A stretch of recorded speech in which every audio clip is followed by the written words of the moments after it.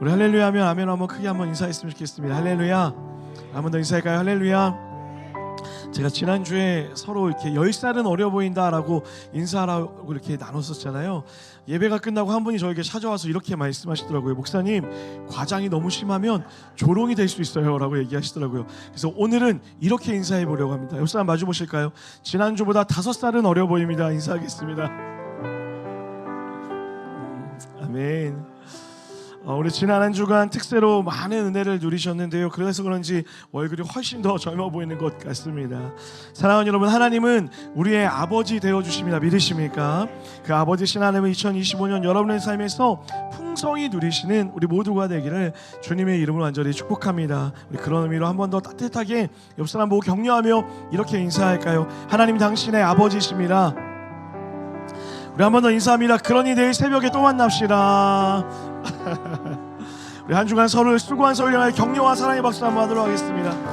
무엇보다 우리 예배 받으신 하나님께 감사와 영광의 박수 한번 올려드리겠습니다. 아멘. 오늘 여호수아 6장 말씀을 통하여서요, 순종의 오해 여리고, 순종의 오해 여리고라는 제목으로 하나님의 말씀 나누려고 합니다. 여러분, 성경에서 가장 유명한 말씀 1, 2순위를 뽑으라고 한다면 단언코 여리고 점령 사건이 가장 먼저 들어가지 않을까 생각되어집니다. 성경에 여러 정복 전쟁이 나오지만 이 여리고성이 특별하게 기억되는 이유는 전쟁을 이겼던 독특하고 이상한 방식 때문일 것입니다. 우리 모두 잘 아는 것처럼 백성들이 6일 동안 하루에 한 번씩 성 주변을 돌고요, 7째 되는 날 7바퀴를 돌죠. 그리고 소리를 와 하고 지르자 성이 무너져 내렸다라고 이렇게 성경은 기록하고 있습니다. 그런데 여러분, 사실 이 여리고성은요, 당대 난공불락의 성으로 불려졌던 악명 높았던 성이었습니다. 여러분 한번 이렇게 생각해 볼까요? 제 키가 2m라고 한번 상상해 보세요. 지금 표정이 전혀 상상이 안 된다는, 상상할 수 있잖아요. 저도 잘 이해가 안 되긴 해요. 2m라고 한번 생각해 보시고요. 이 여리고성의 성벽의 높이가 14m였다라고 합니다. 요새 시대로 보면 그 정도야 라고 생각할 수 있지만, 그 당시의 기술로는 그 높이의 성벽을 만드는 것도, 그리고 그 성벽을 뛰어넘는 것도 쉽지 않은 일이었다라는 거예요.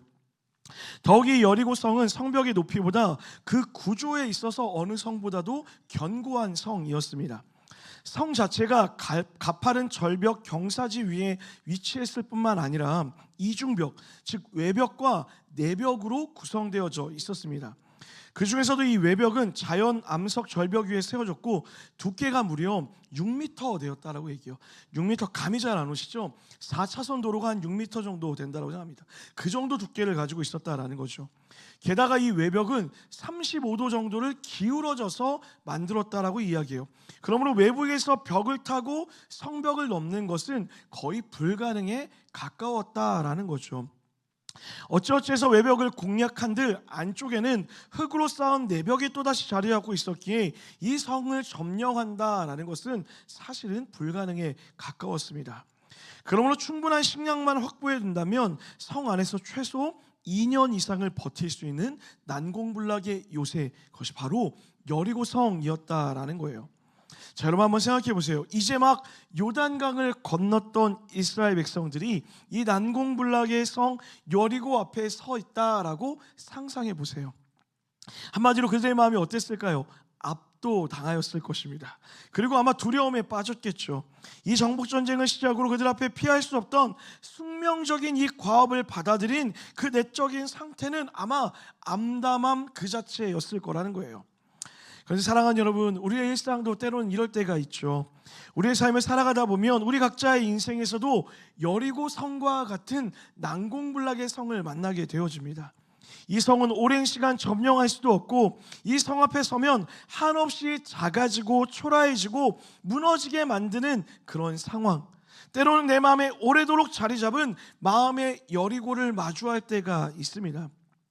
사랑하는 여러분, 주님이 이스라엘 백성들을 여리고 앞에 세웠듯이 우리 또한 인생의 여리고 앞에 주님이 세우실 때가 있습니다. 그리고 그 앞에서 한없이 작은 나를 마주하게 하시죠. 그리고 주님은 우리에게 이렇게 말씀하십니다. 아무것도 두려워하지 마. 내가 반드시 이기게 할 거야. 내가 반드시 여리고를 무너뜨릴 거야. 할렐루야.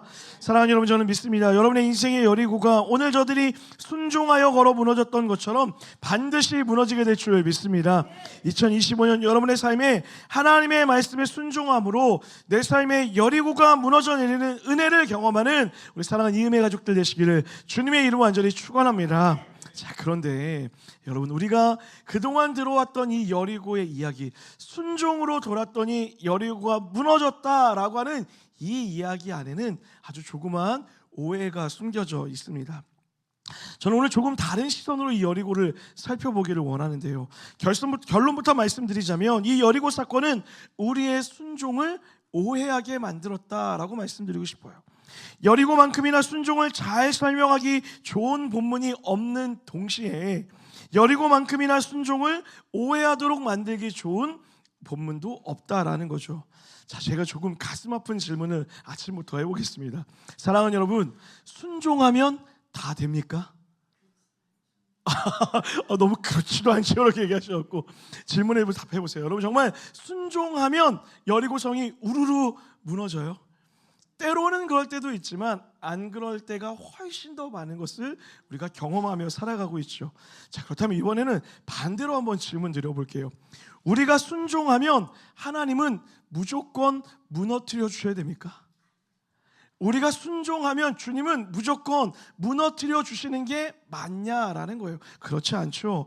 만약 이런 태도를 가진다면 우리는 하나님과 우리의 관계를 거래의 관계에 두는 것과 똑같다라는 거예요. 하나님, 내가 돕니다. 그러니 당신은 무너뜨리셔야 돼요. 내가 이것을 합니다. 그러니 주님은 주셔야 됩니다. 나의 행위가 하나님의 행위를 이끌어내는 것처럼 착각하면 안 된다라는 거예요. 여러분, 이런 신앙이 뭔 줄 아세요? 정한수를 떠놓고 비나이다 하면 빌었던 그 뜻이 이루어지기를 원했던 무속신앙과 다를 게 없다라는 거예요. 하나님, 나는 열심을 다해서 정성을 다해 노력합니다. 그러니 응답하셔야 됩니다 라고 하는 무속신앙밖에 안 된다라는 것이죠. 오늘 우리가 여리고성을 돌았던 이 순종의 행위를 통해 발견해야 하는 것은요, 그들이 믿음으로 순종해서 돌았다는 행위 자체를 보기 그 전에 그 행위를 요구하시는 하나님의 본 마음이 무엇인지, 그 안에 담겨있는 진짜 의도가 무엇인지를 먼저 알아야 된다라는 거예요. 사랑하는 여러분, 반드시 기억하셔야 됩니다. 순종은 바른 관계 안에서 이해되어져야 돼요. 관계가 사라진 순종은 미신밖에 안 됩니다. 여러분, 관계가 무엇입니까? 내가 누구인지를 알고, 그분이 누구인지를 알고, 그분과 나는 또 어떤 사이인지를 아는 것, 그래서 그분과 나 사이에 무엇인가 요구되어질 때 그 의도를 알아 바르게 반응한 것, 이것이 바로 관계 안에 맺어지는 바른 순종이라는 거예요. 하나님이 누구인지도 모릅니다. 내가 누구인지도 몰라요. 그분과 내가 어떤 관계인지도 몰라요. 그래서 그분이 요구하시는 그 본심이 무엇인지도 모른 채 순종의 행위만 남게 되어지면 이렇게 되어지는 거예요. 하나님의 명령대로 돌았습니다. 그런데 왜 안 무너집니까? 라고 하나님께 한탄하며 따지는 잘못된 신앙을 갖게 된다라는 것이죠. 그럼 우리는 한 가지 질문을 가져봐야 됩니다. 하나님은 왜 이스라엘 백성들의 이 순종의 행위를 요구하고 계신지, 그 순종의 행위 안에 담겨있는 하나님의 본뜻이 무엇인지를 알아야 된다라는 거예요. 그런 의미에서 한 가지만 더 생각해 볼까요? 여러분, 이스라엘 백성에게 여리고는 가나안 땅에 들어가서 치르는 첫 번째 전쟁이었습니다. 자, 여러분, 이런 말 들어본 적 있으시죠? 시작이 반이다. 모두 알고 있잖아요. 그만큼 시작이 중요하다라는 거예요. 처음을 잘 치러야 다음 모든 일에 기준이 생긴다라는 것이죠. 자, 그럼 이제 하나님 편에 서서 한번 생각해 볼까요? 여리고성은 싸움의 시작이었고 앞으로 이스라엘 백성들은 계속해서 정복 전쟁을 치러가야 되는 상황입니다. 그럼 하나님의 입장에서 이 첫 번째 전쟁을 통해 이스라엘 백성에게 앞으로 계속될 싸움의 기준을 제시해주고 싶었을 거라는 거예요. 그럼 여러분, 이렇게 생각해 볼 수 있지 않을까요? 만약 여리고성을 돌았던 이 방식이 맞았고 이게 싸움의 기준이라고 한다면 이스라엘 백성들은 앞으로 펼쳐질 모든 전쟁 때마다 무엇을 하면 되나요? 성 주변을 돌기만 하면 되는 거예요. 6바퀴씩 돌고 7일째 도는 날 7바퀴 돌고 와 하는 소리를 질러서 무너지는 그런 방식을 택하면 되는 거 아닌가요? 그런데 여러분 놀랍게도 여리고 전투 이후에는 한 번도 하나님이 이런 식으로 전쟁을 치르지 않았다라는 거예요. 이 방식이 맞고 이게 하나님의 뜻이라면 왜 이걸 반복적으로 행하지 않냐라는 것이죠. 그러면 여러분이 다시 한번 확인할 수 있어요.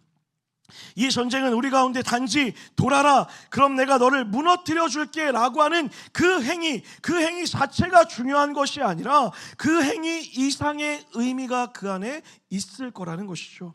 자, 그렇다면 우리는 여리고성 전투를 어떻게 해석하는 것이 맞을까요? 자, 우리 한번 따라할까요? 일상이라는 전쟁에서 승리하는 방식, 여리고성은 말 그대로 전쟁이었습니다. 그리고 앞으로 이스라엘에게 전쟁은 일상이 되어질 거예요. 한동안 가나안 땅이 정복되기까지 비일비재하게 전쟁을 치르게 될 것이라는 것이죠. 그러니 하나님은 이스라엘 백성에게 앞으로 펼쳐질 일상과 같은 전쟁에서 승리하는 비결, 이기는 비결을 여리고성 전투를 통해 가르쳐주고 싶었던 거예요. 다시 말해 그들이 일상을 무엇으로 살아야 되는지 지금 이 순종의 행위를 통하여 가르쳐주고 싶었던 그 마음이 하나님 안에 있었다라는 거예요. 사랑하는 여러분, 이것은 오늘 여호수아 말씀 앞에 서 있는 여러분과 저에게도 동일하게 적용되어집니다. 여러분, 우리의 삶도 어찌 보면 전쟁과 같은 하루하루를 살아가고 있죠. 전쟁과 같은 일상에서 우리는 무엇으로 순종하며 살아야 될지, 오늘을 살아가는 우리에게 하나님은 그 일상을 승리하는 법을 이 여리고 전투를 통하여서 가르쳐주기를 원하신다라는 거예요. 자, 이제 그렇다면 그 의미가 무엇인지 대답해 봐야 됩니다. 두 가지로 살펴보길 원하는데요. 첫 번째입니다. 우리 화면 보면 다 같이 한번 읽어보도록 하겠습니다. 시작. 아멘. 우리 본문 4절과 5절 말씀을 다 같이 한번 읽어볼게요. 4절과 5절입니다. 시작. 제사장 7은 7 양각 나팔을 잡고 언약궤 앞에서 나아갈 것이요 7째 날에는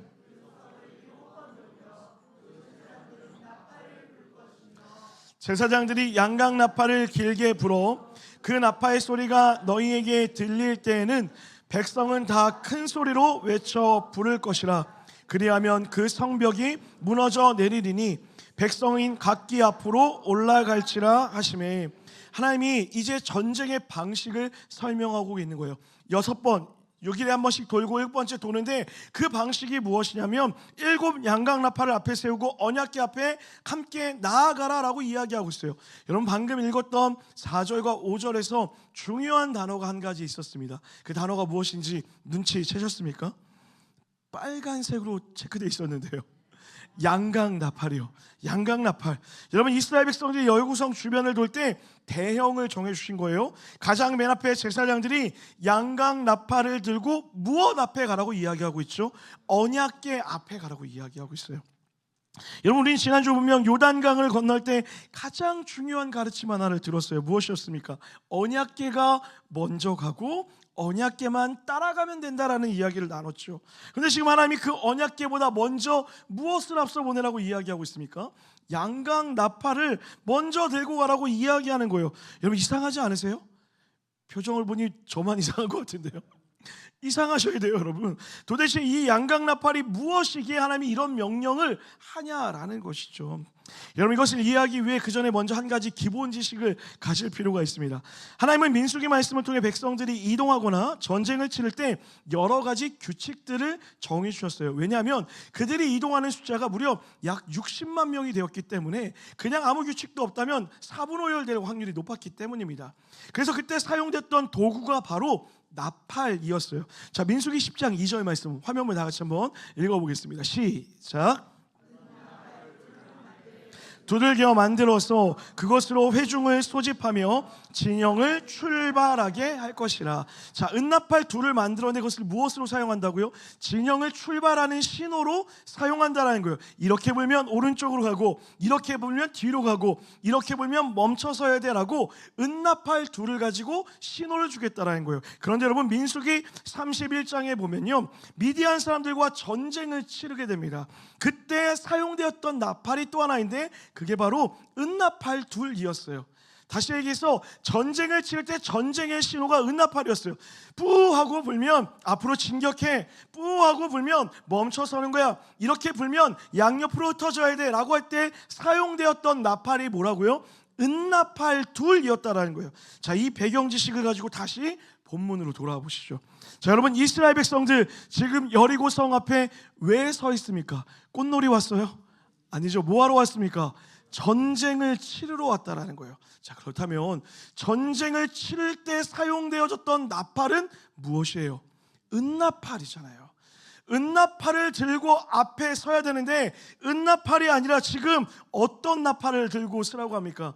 양각 나팔을 들고 서라고 이야기하는 거예요. 사람들이 처음에 웅성했을 거예요.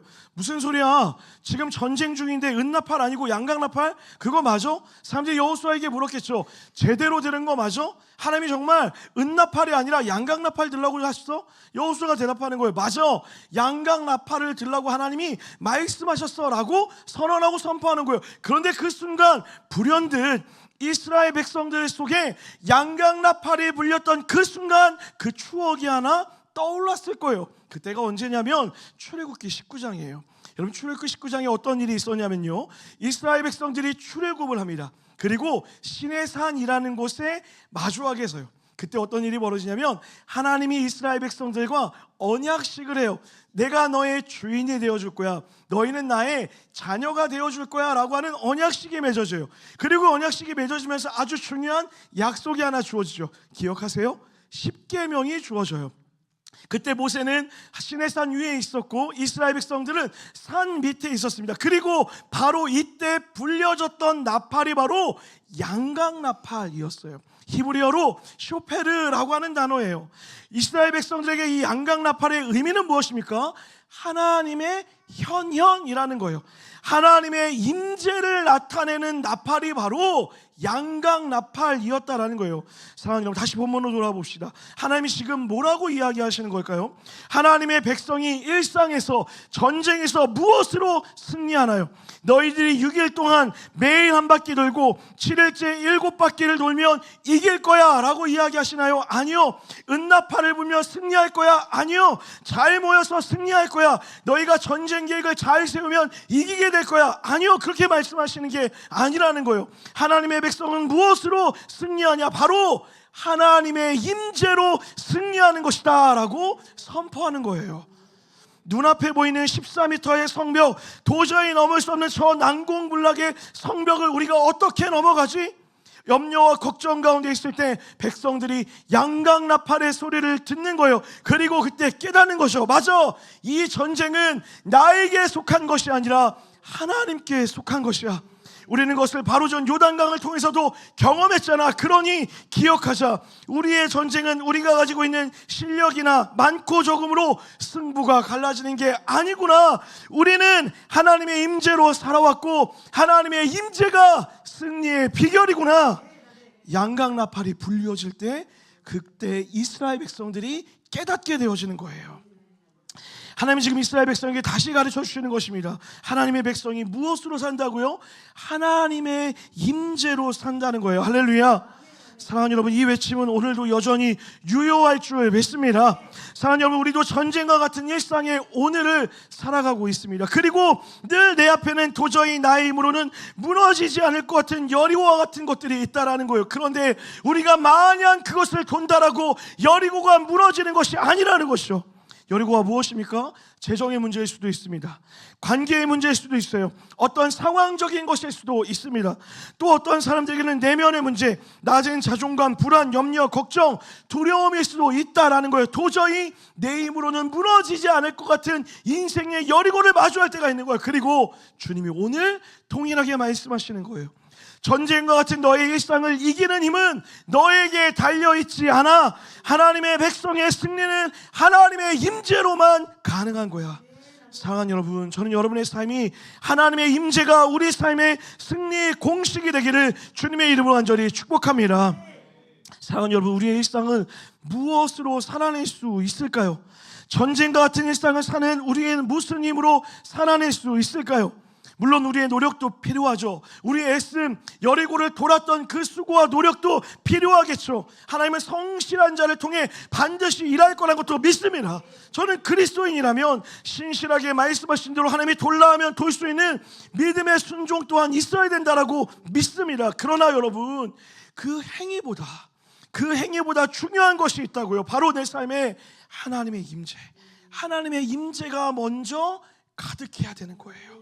하나님을 주로 모시고 사는 삶, 하나님이 주인 되어 살아가는 삶, 하나님이 내 삶의 방향, 이정표가 되어 하나님의 뜻대로 살고자 하는 삶, 내 안에 하나님이 가득해서 하나님이 보는 대로 가고 하나님이 듣는 대로 듣기 위해 노력하고 하나님이 걷는 쪽으로 나도 걷겠습니다라고 고백하는 그 하나님의 임재로 채워진 삶이 우리의 삶의 승리를 가져다 준다라는 거예요. 그래서 마지막으로 여러분 기억하세요. 하나님의 임재만이 우리의 인생의 부재를 해결할 유일한 길이 될 줄 믿습니다. 저는 여러분의 2025년이 바로 이 싸움, 가장 먼저 이 싸움을 했으면 좋겠어요. 무엇입니까? 그 하나님의 임재를 빼앗기지 않는 싸움이요.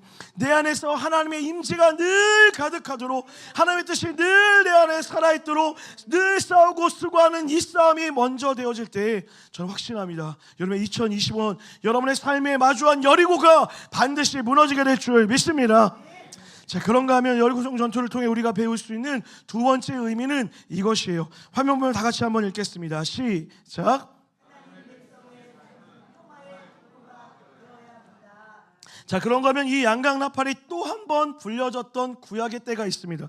레위기 25장에 보면 아주 중요한 한 절기를 이스라엘 백성들에게 하나님이 제정해 주셨어요. 그것이 무엇이냐, 바로 희년이라는 제정이에요. 하나님은 이스라엘 백성들이 6일을 일하고 7일째 되는 날 쉬기를 원하셨죠. 안식하기를 원하셨어요. 그리고 그것은 연간으로 적용되어서 6년째 일하면 7년째 안식년을 갖도록 명하십니다. 그리고 7번의 안식년이 7번 지나고 나면 몇 년이죠? 40, 우리 수학은 다 할 수 있죠. 77에 49, 49년 지난 그 다음 연도가 50년째 되는 그날, 그 해가 희년이라고 하나님이 명령하셨다라는 거예요. 이 희년의 의미는 이런 거예요. 한번 따라할까요? 완전한 회복, 한번 더요. 완전한 평화. 자, 예를 들면 이런 겁니다. 여러분과 제가 농사를 같이 지었어요. 여러분과 제가 농사를 지었는데 여러분은 농사를 지어서 대성공을 이뤘는데 저는 농사를 지는데 쫄딱 망한 거예요. 마음이 좀 갑자기 그러네 말하면서도. 그래서 제가 여러분에게 부탁하는 거예요. 저 땅 좀 빌려주세요. 제가 다시 한번 도전해 볼게요 라고 얘기해서 여러분에게 땅을 빌렸어요. 그때 여러분이 사랑의 마음으로 저에게 땅을 또 빌려주셨어요. 그래서 제가 열심히 또 땅을 빌려서 농사를 지는데 그마저도 망해버린 거예요.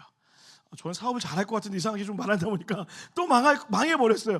그래서 이제 제가 또 빌릴 돈이 없어서 이번에는 제가 여러분이 찾아서 이렇게 얘기하는 거예요. 정말 죄송한데 제가 이제 갚을 돈도 없어요. 그러니 당신의 집에 가서 노예가 될게요. 저를 좀 일을 시키고 먹이고 재워주세요라고 부탁하는 거예요. 그리고 여러분이 사랑으로 저를 받아주셔서 노예가 되게 해주셨어요.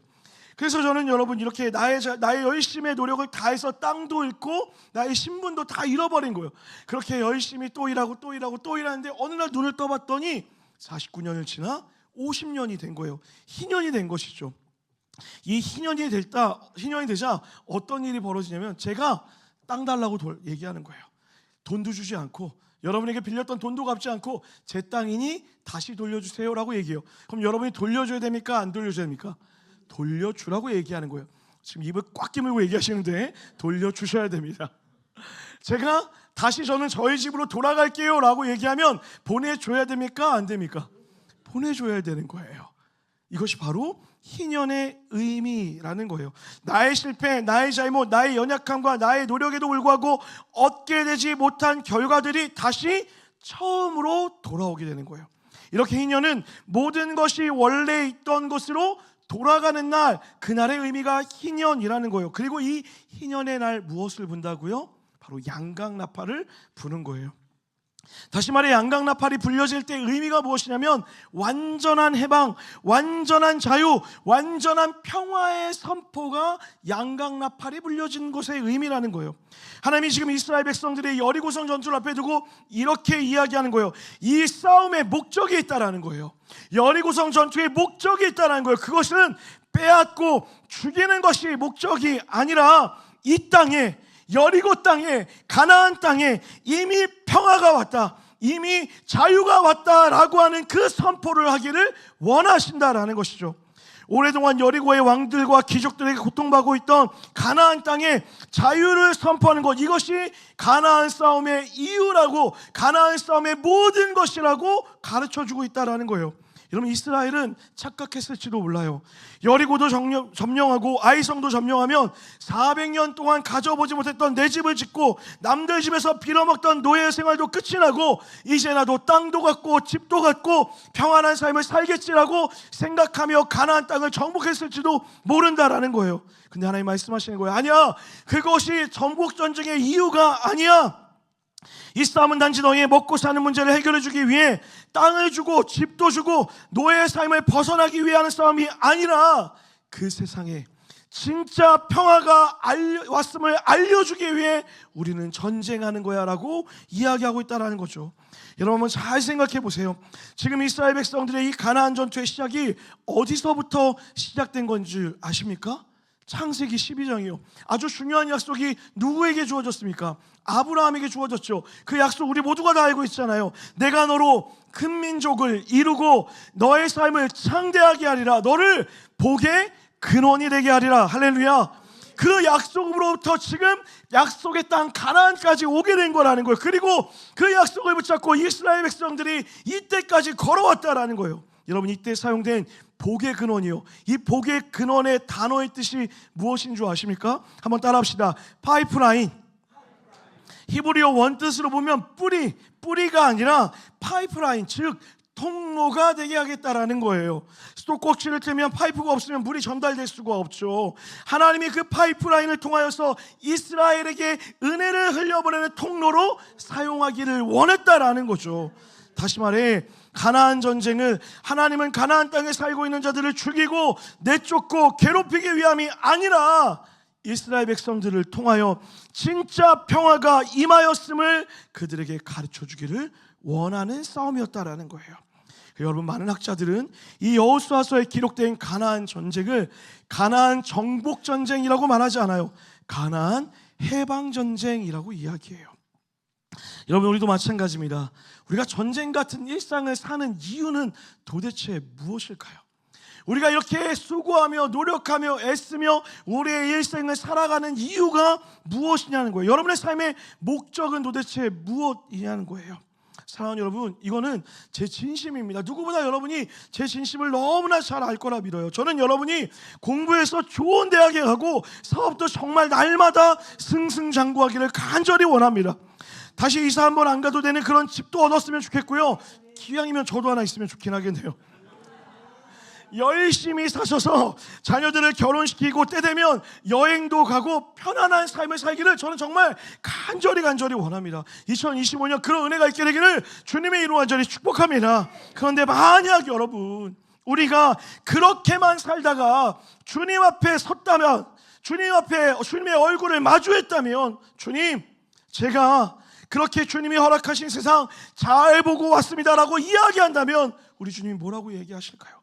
아니야, 내가 너의 인생을 한 번도 그렇게 계획한 적이 없어. 내가 너를 이 땅에 남겨둔 이유는, 전쟁과 같은 일상을 살아도라고 하신 이유는 하나님의 임재를 가지고 승리하며 살아가는 너의 삶을 통하여서 고통하고 씨름하고 진짜 기쁨을 몰라 방황하며 날마다 갈급한 마음으로 살아가는 세상을 향하여서 진짜 평화가 임하였음을, 진짜 승리가 임하였음을 너를 통해 보여주기를 원하였던 거야. 그렇게 말씀하시지 않을까요? 여러분, 하나님은 여러분의 삶이 복의 통로가 되기를 원하십니다. 여러분, 이 땅에 태어나게 하시고 여러분의 그 가정에 태어나게 하신 이유, 지금 그 사업을 하게 하신 이유, 지금 그 일터를 보내시며 우리에게 바라시는 것은요, 복의 근원으로, 복의 통로로 살아가라. 세상 가운데 진짜 평화가 왔음을 선언하라, 선포하라라고 이야기하고 있는 거예요. 희망 없는 시대에 예수라는 희망을 삶으로 보여주며 세상과 다른 가치관과 세상과 다른 방식으로 누리는 진짜 행복, 진짜 자유를 보여주도록 우리를 일상 가운데 내버려 주셨다라는 거예요. 사랑하는 여러분, 그래서 저는 정말 간절히 소망합니다. 이음동산의 모든 성도들이 가는 곳마다 승리의 선포가, 평화의 선포가 넘쳐나게 되기를 주님의 이름으로 간절히 축복합니다. 그래서 많은 사람들이 여러분 때문에 행복하고요, 여러분 때문에 웃으며 여러분 때문에 진짜 행복을 찾았다라고 말하는 그런 은혜의 통로가 되기를 간절히 소망합니다. 우리에게 여리고는 나를 무너뜨리고 망가뜨리기 위해 주신 하나님의 시험이 아니라 하나님의 살아계심을 증명할 수 있는 시간이며 하나님의 평화를 전하기 위해 보내신 하나님의 부르심의 장소라는 것을 잊지 마시고 그렇게 평화를 선포하는, 여러분의 가정과 여러분의 직장과 사업장과 만나는 모든 사람들 가운데 그 평화를 선포하는 삶으로 쓰임받는 여러분과 제가 되시기를 주님의 이름으로 간절히 축원합니다.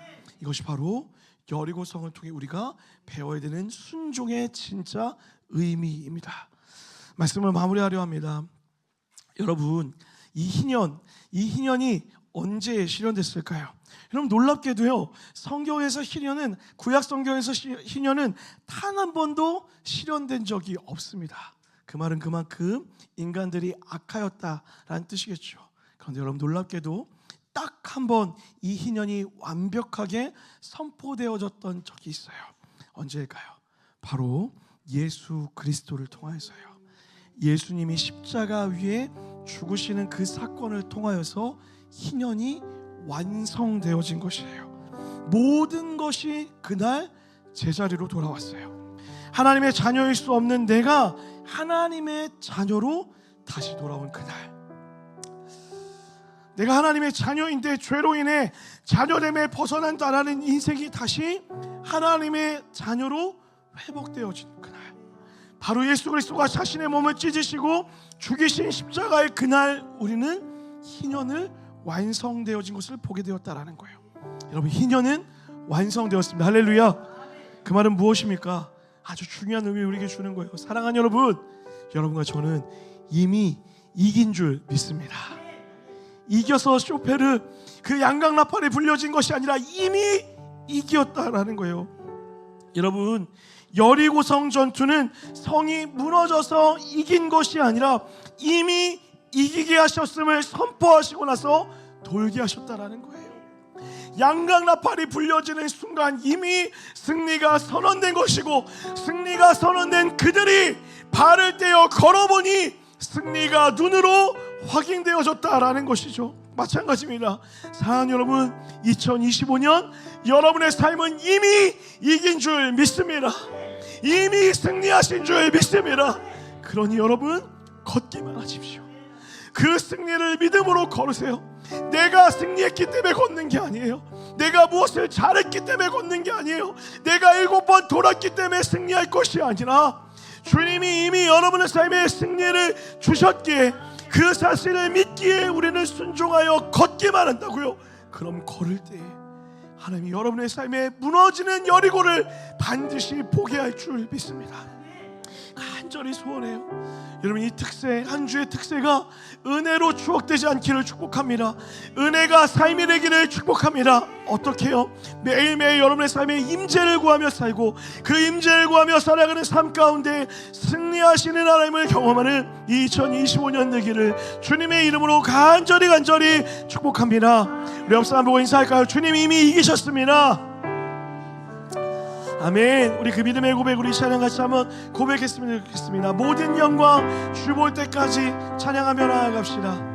내 눈 주의 영광을 이미 우리 가운데 계신 주님, 우리 가운데 계신 주님, 주님의 그 빛난 영광, 그 빛난 영광 온 하늘을 덮습니다. 온 하늘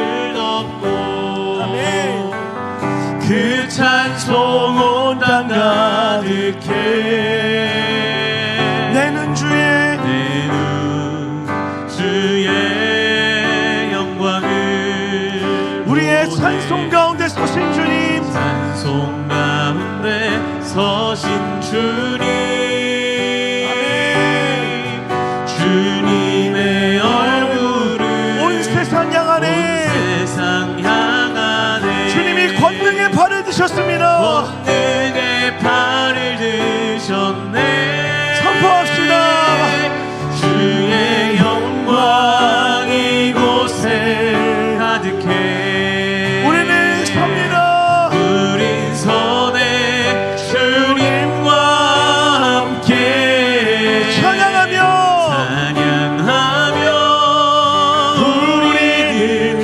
전진하리 모든 열방 주볼 때까지. 모든 열방 주볼 때까지. 우리 다시 한번 찬양할까요?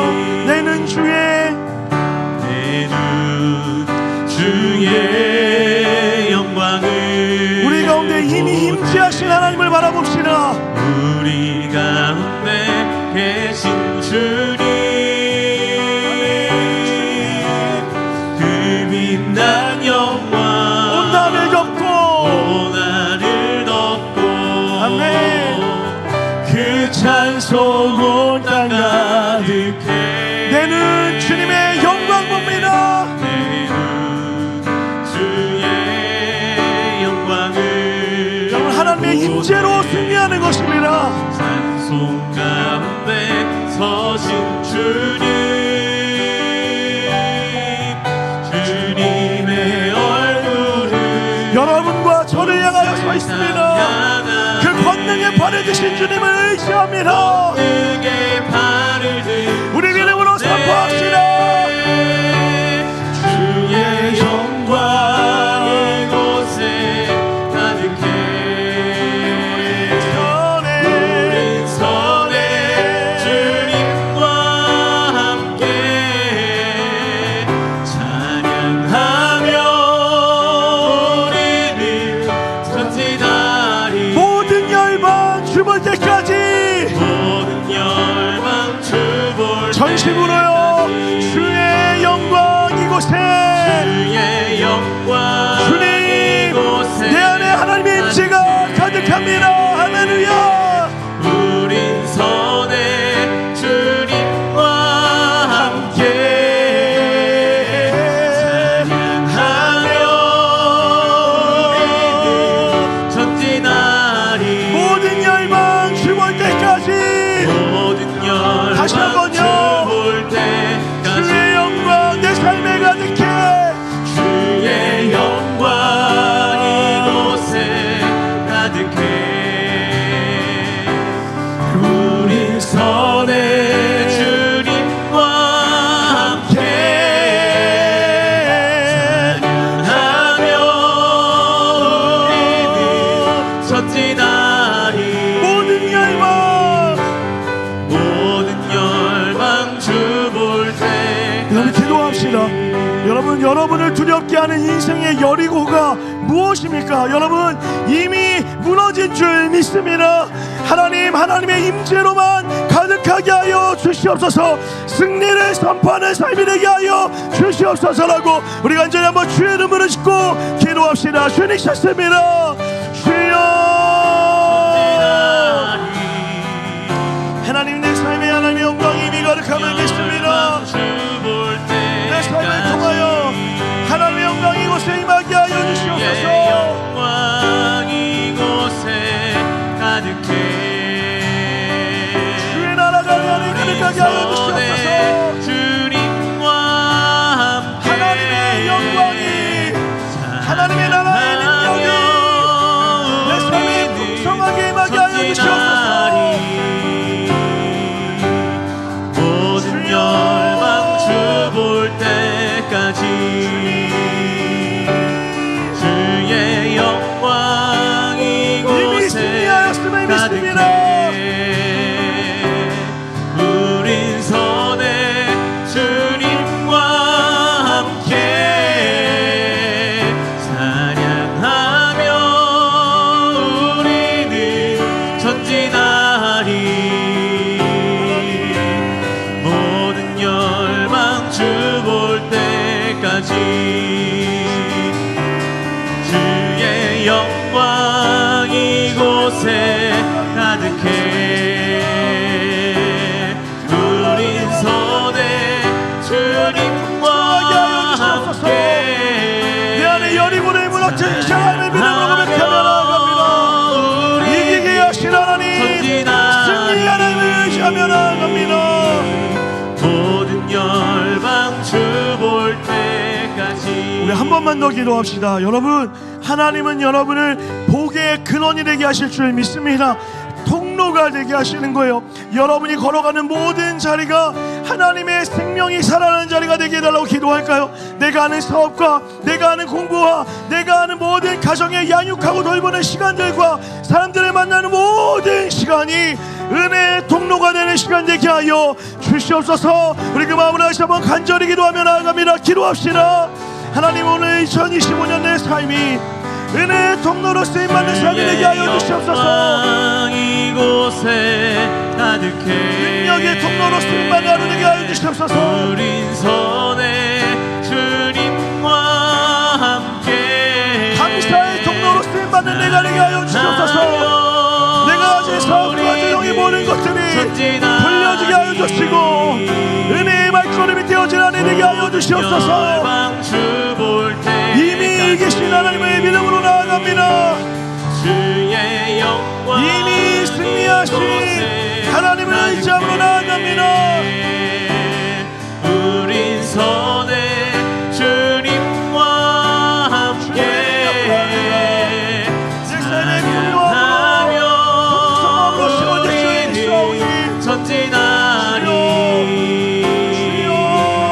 모든 열망 주 볼 때까지 주의 영광 이곳에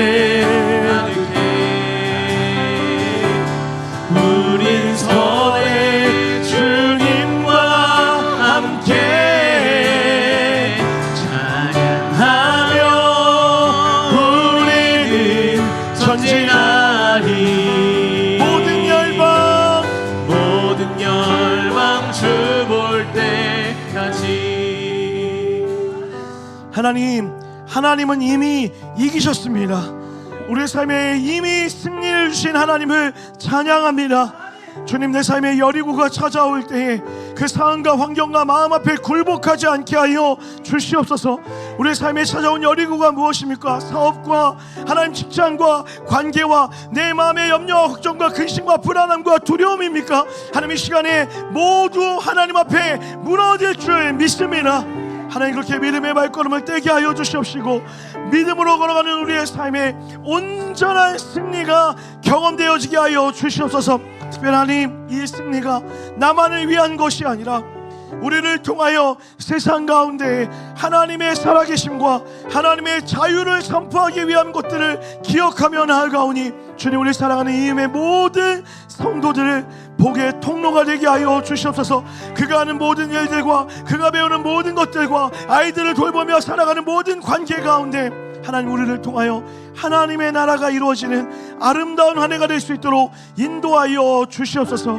그렇게 우리의 삶에 놀라운 승리를 허락하실 하나님, 우리의 삶에 영원한 승리를 허락하실 하나님을 믿사오며 이 모든 말씀 예수 그리스도의 이름 받들어 간절히 기도드렸습니다. 아멘. 우리 이미 가신 하나님께 감사와 영광의 박수 한번 올려드리겠습니다.